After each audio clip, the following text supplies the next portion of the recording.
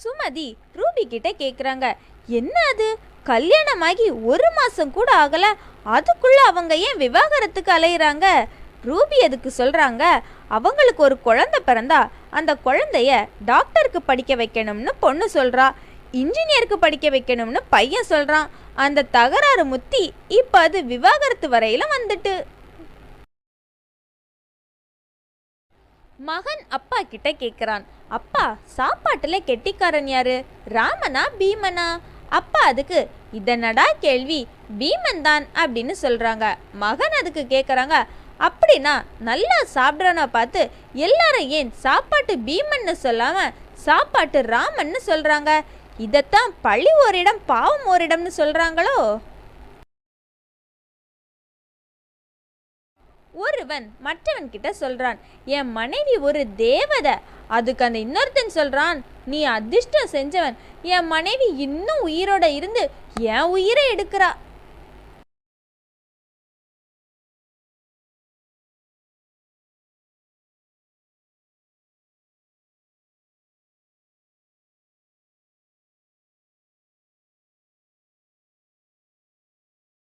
Ruby Sumathi கிட்ட கேக்குறாங்க, உங்க வீட்டில் நகை காணாம போச்சுன்னு சொன்னீங்களே, கண்டுபிடிச்சிட்டீங்களா?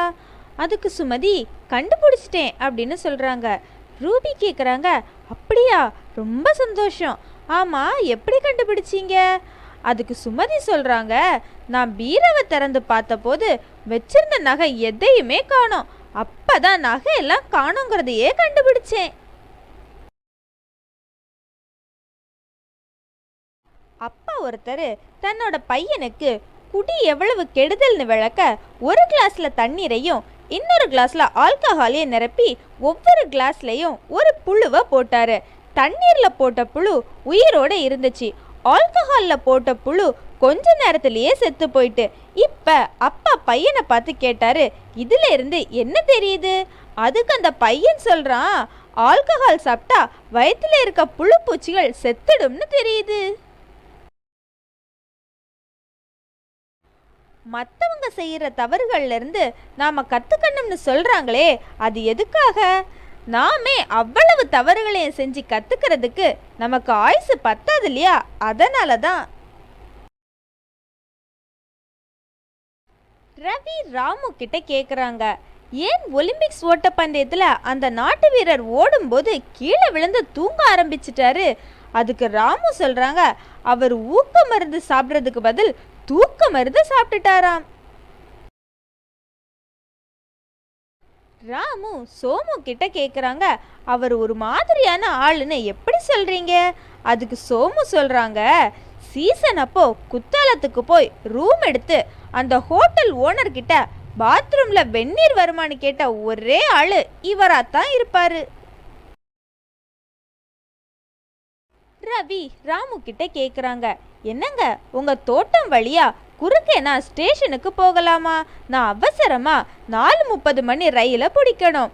அதுக்கு ராமு சொல்றாங்க, ஓ தாராளமா போகலாம். அங்க இருக்கிற என் நாய் உங்களை பார்த்துட்டா நீங்க ஸ்டேஷனுக்கு 4 மணிக்கே போய் சேர்ந்துடுவீங்க.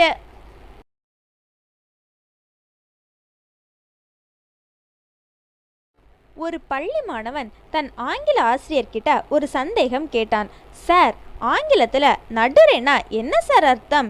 குழப்பமடைந்த ஆசிரியர் பிறகு சொல்றேன்னு சமாளித்து 5-6 டிக்ஷனரியில அர்த்தம் தேடி தேடி ஓய்ந்து போயிட்டாரு. பள்ளியில் அவனை கண்டாலும் காணாதது போல இருந்தாலும் அந்த மாணவன் அவரை விடாம துளைத்து எடுத்தான், அர்த்தம் சொல்லுங்க சார்னு. அவன் தொல்லை தாங்காத ஆசிரியர் அவனிடம் சரி ஸ்பெல்லிங் சொல்லுன்னு சொன்னாரு. அவன் NATURE அப்படின்னு சொல்ல கடுப்பாகி போனவர், ஏண்டா நேச்சர்னு சொல்லாம என்ன சாவடிச்சியா நீ? உன்னை டிசி கொடுத்து இந்த ஸ்கூலை விட்டே அனுப்புறேன் பாருன்னு கத்துனாரு. உடனே அந்த மாணவன் ஆசிரியர் காலில் விழுந்து அழுதான். சார், அப்படியெல்லாம் பண்ணிடாதீங்க, என் புடுரே வீணாயிரும். அதாவது ஃபியூச்சர் தான் அந்த பையன் அப்படி சொல்லிட்டான்.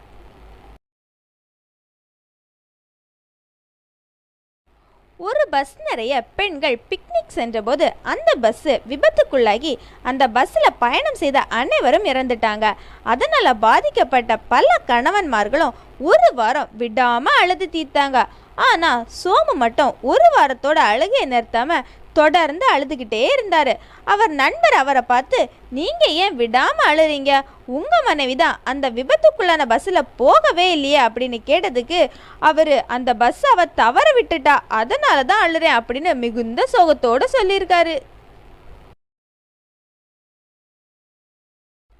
நோயாளி டாக்டர் கிட்ட கேட்குறாங்க, டாக்டர், ஹார்ட் ஆப்ரேஷனுக்கு எதுக்கு கோடாரி கடப்பாறையெல்லாம் எடுத்துட்டு வரீங்க? அதுக்கு அந்த டாக்டர் சொல்றாரு, நீங்க ஒரு கல்லெஞ்சக்காரர்னு சொன்னாங்க. ஒரு நண்பன் இன்னொரு நண்பன் கிட்ட கேட்குறாரு, தலைவர் ஒரு துறவி மாதிரின்னு எப்படி சொல்ற? அதுக்கு அந்த இன்னொரு நண்பர் சொல்றாரு, ஆமா, நேர்மை, நாணயம், மனசாட்சி எல்லாத்தையும் திறந்துட்டாரே. அமைச்சர் மன்னர் கிட்ட கேட்குறாங்க, மன்னா, புலவர் எழுதிய பாட்டில் உங்களை புகழ்ந்து தானே இருக்கிறது, ஏன் கோபப்படுகிறீர்கள்? அதுக்கு மன்னர் சொல்றாரு, அமைச்சரே, ஓலையின் கீழே பாருங்கள், மேலே கூறியவை முழுக்க முழுக்க கற்பனையே, யாரையும் எவரையும் குறிப்பிடுபவை அல்லன்னு எழுதியிருக்கே. ஹோட்டல் ஓனர் சர்வர் கிட்ட கேட்குறாங்க, அவர் ஏன் டேபிளில் சாப்பாட்டுக்குன்னு வந்து உட்கார்ந்துட்டு சாப்பிடாமலே எழுந்து போயிட்டாரு? அதுக்கு சர்வர் சொல்கிறாரு, தெரியலையே சார், அவர் சாப்பாடு எப்படி இருக்கும்னு கேட்டாரு, வீட்டு சாப்பாடு மாதிரியே இருக்கும்னு சொன்னேன், உடனே எழுந்து போயிட்டாரு. குழந்தைங்களுக்கான தள்ளு வண்டியில் ஒரு குழந்தைய வச்சு தள்ளி சென்று கொண்டிருந்தாங்க ஒருவர். அந்த குழந்தை பெரிதா கத்தி கொண்டும் குதித்து கொண்டும் ஓவரா அட்டகாசம் செஞ்சுக்கிட்டு இருந்துச்சு. வண்டியை தள்ளி சென்றவங்க, உணர்ச்சிகளை கட்டுப்படுத்து கண்மணி, ஆத்திரப்படாதே, பொறுமை பொறுமை அப்படின்னு சொன்னாங்க. அருகில் இருந்த ஒரு பெண்மணி, வெரி குட் மேடம், குழந்தையிடம் கோபிக்காம இப்படி தான் அறிவுரை சொல்ல வேண்டும் அப்படின்னு சொன்னாங்க. அதற்கு அந்த வண்டியை தள்ளி கொண்டிருந்தவங்க சொன்னாங்க, மேடம், கண்மணிங்கிறது என்னோட பேரு. உலகத்திலேயே ரெண்டு பொருளை ரொம்ப நேரம் முறைச்சி பார்க்க முடியாது. ஒன்று சூரியன், இன்னொன்று மனைவி. இரண்டே அடியில வாழ்க்கையை புரிய வைத்தவர் திருவள்ளுவர். ஒரே அடியில வாழ்க்கையை புரிய வைப்பவள் மனைவி. காதலி காதலன் கிட்ட கேட்குறாங்க, நான் போட்டிருக்க டிஷர்ட் எப்படி இருக்கு? காதலன் அதுக்கு ஒன்ன போலவே இருக்குன்னு சொல்றாங்க. காதலி கேட்குறாங்க, அந்த அளவுக்கு நல்லா இருக்கா? காதலன் சொல்றாங்க, இல்ல, லூஸா இருக்கு. லவ்வுக்கும் நட்புக்கும் ரைஸ் வச்சா எது ஜெயிக்கும் தெரியுமா? லவ் தான். ஏன் தெரியுமா? விட்டு கொடுப்பது தான் நட்பு, விட்டு ஓடுவது தான் லவ்வு.